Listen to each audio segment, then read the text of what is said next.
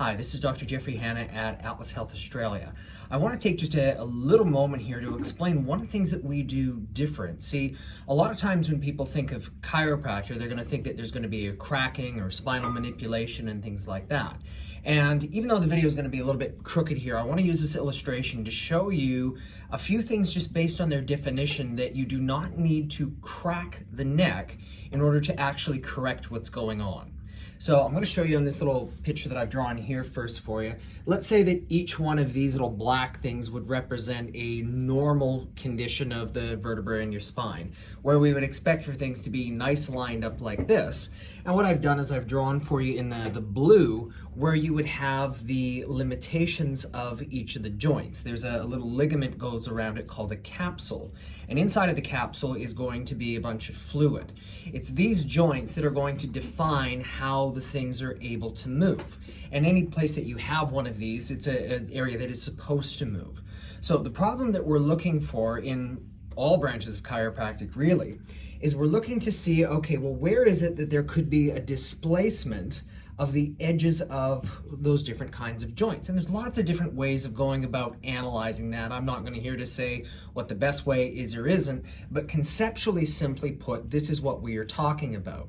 So when this happens, you're talking about joints then that are getting stretched kind of like this or like this in certain directions. It's going to put irritation on the boundaries of the joint. It can lead to pain. It can lead to altered movement, so decreased ranges. And over a long enough period of time, it can start to have effects on muscles, on nerves, etc., etc., etc. And so this then brings us to what people commonly think of as a chiropractic manipulation, or the idea that you're going to take the body and you're going to crack it or twist it or do something like that in order to get the movement through there. Now, what I want to let you know is that just because you may do a joint manipulation does not mean that you would make a correction. And here's what happens is if we were to do different kinds of moves, the idea is that it's going to produce a gapping of that ligament like that. And if it produces a sudden gap like this, then you're going to have a sudden change of fluid, and that's what makes the cracking sound in a nutshell. But here is and let me rewind that just a little bit there. If you even look at the Australian use of the definition of spinal manipulation or just manipulation in general, what it is saying is that it's taking a joint to its very end range of motion and then giving it an extra little bit of a sudden push, something like that. So the purpose of it, ideally, would be saying, okay, well, by making that sudden gapping, that what that's going to do is that's going to stretch the joint like this so that the segment would realign like that. Now, what I want to say is that conceptually is what we may want, but that's also not what always happens.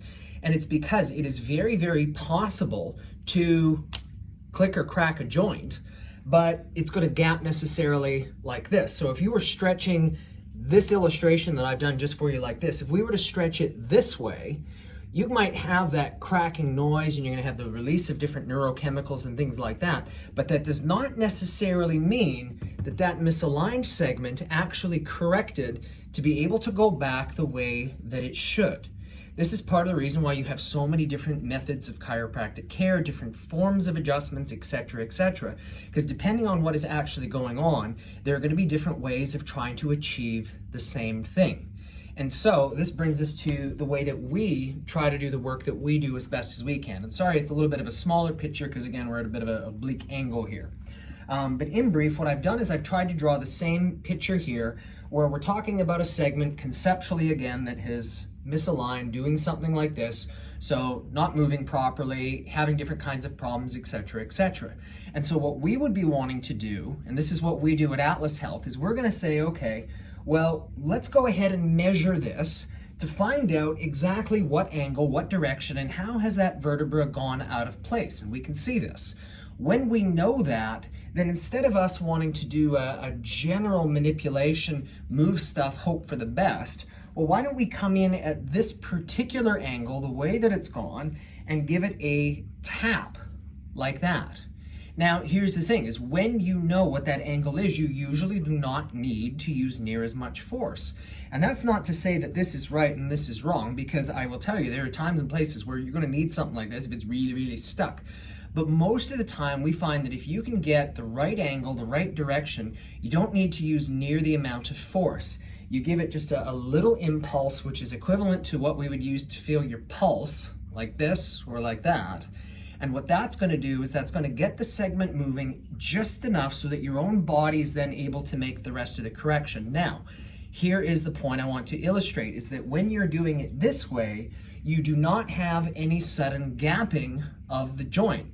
So you are not stretching the joint any farther than it is. And what you're doing is you're working to correct it within its normal range of motion. Well, by the definition, that is not the same thing as a manipulation. And this is why in our line of work, we're typically going to be talking about things as far as a spinal correction.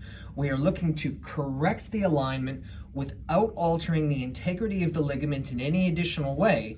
And because we're not doing that, very, very often there is no twist, there is no cracking sound either. Most of the time people would say to us, okay, well, I didn't hear anything, I didn't feel anything. Did you really do anything at all?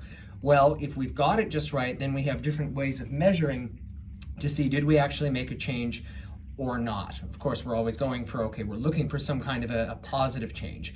But I just wanted to take this little moment to explain, okay, there are a few different kinds of things going on here. Just because the joint makes noise does not always mean that it's going to be a successful correction, and you can make a successful correction without necessarily having to crack it into place either. Hope this little video has cleared up a few little things here. If you have any questions, please jot down a few comments. If you can think of anybody who would benefit from this video, please do share it with them. And otherwise, you can go ahead and check out a number of other videos and content we've created just like this for you on our webpage, through YouTube, etc., etc. Have a nice day. This is Dr. Jeffrey Hanna at Atlas Health, reminding you, take care of your neck because it is your lifeline to well-being.